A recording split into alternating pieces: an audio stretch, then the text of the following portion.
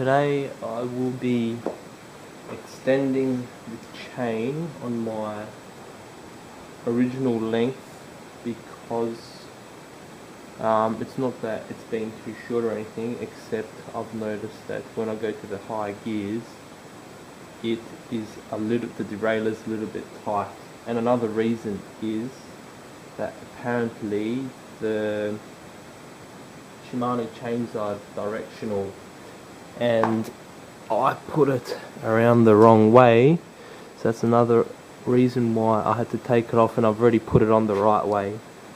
The correct way is, I'll just try to zoom in. Now I've got a 9-speed XTR chain. You want the writing, if you can get it, there we go.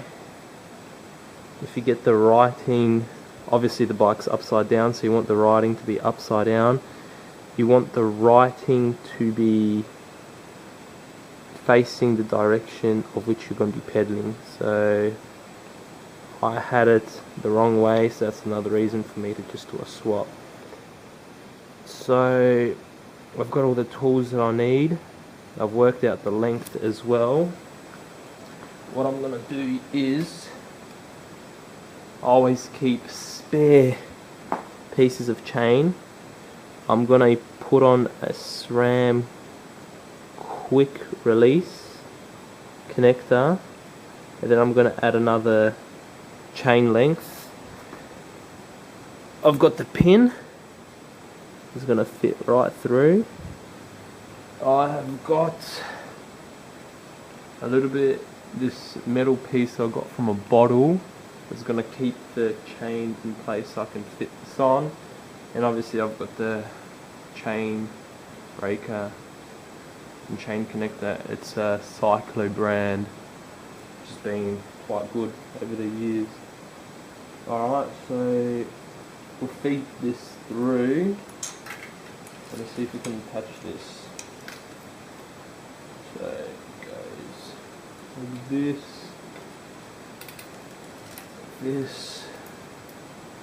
in through here on the inside of the silver little retainer there.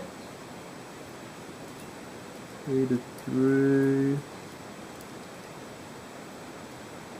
So when you have the bike upside down like I do, it will be around the first pulley on this side, the outside, and then through the inside of the outer pulley. And I should feed that through.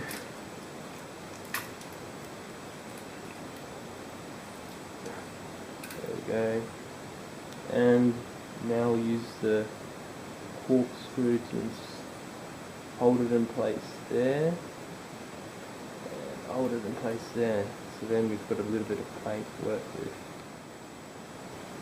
So again, with this little piece that we're going to attach on, make sure it's direction the same as the other pins, and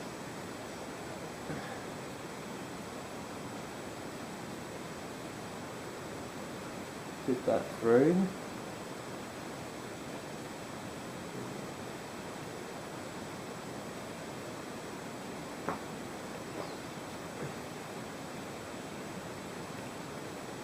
Chain connector should fit in there. There we go. All the way back.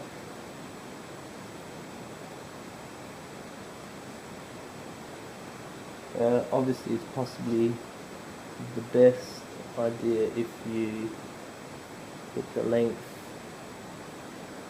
correct right from the beginning, but can't be perfect always.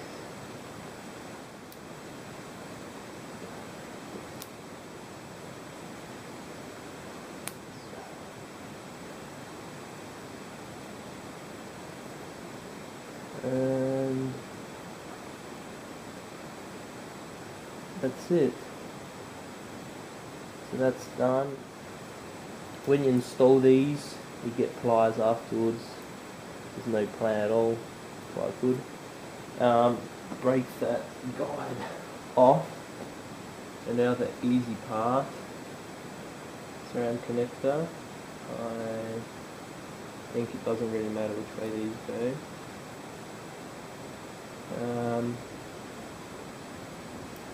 You got through there. You got through there. Squeeze it together, and that should be it. So it is easy as that. Now I cannot fault these Shimano chains. This one's about a month old. I've been hammering it pretty hard. The only reason why it looks so clean is because I just washed it a few minutes ago. So I installed that length there. It's about 2.5 chains, and it should be perfect. The derailleur's definitely doing a good job holding it in plenty of tension. As I mentioned before, the chain is just clean, so I'm just going to lube it up again, and since we added that new little piece, it'd be a good idea, so I'm just going to go through it again. It's sort of wet season here in Adelaide, so I'm just going to use wet lube, little dab on every link.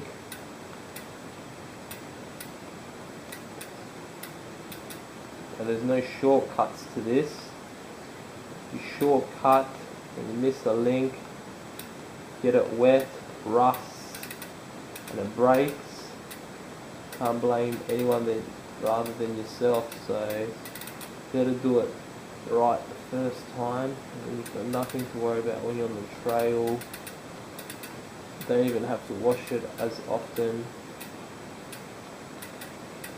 Don't have to worry about anything.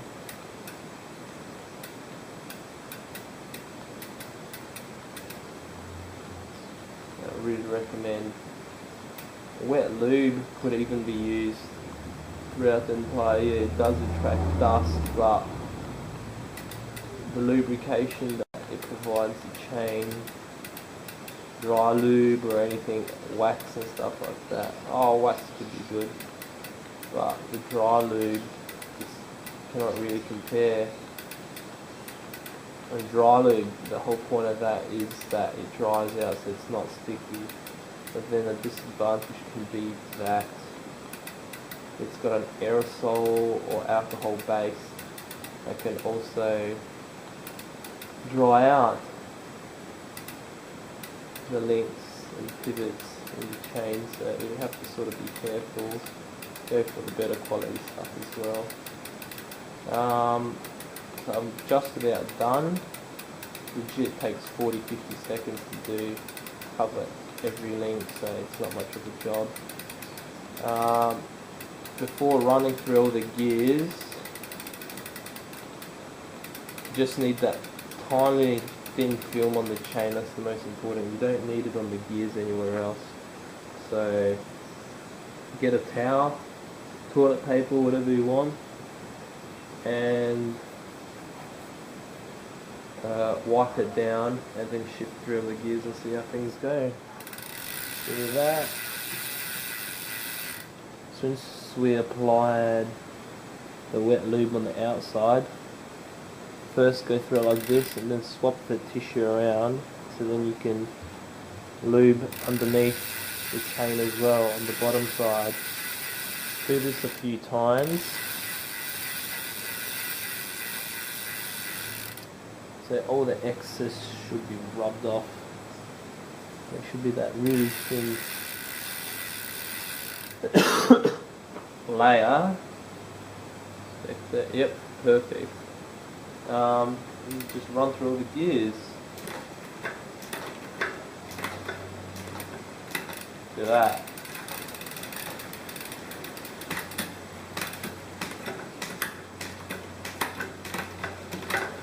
Now I don't have the tabs installed because I just trained the bike, so I have to be using my hand to stop it. And that sums it up. Also, a good point is because the lube can go flying around. Lube up the chain first, then go around servicing the brakes, the pads, and the rotors.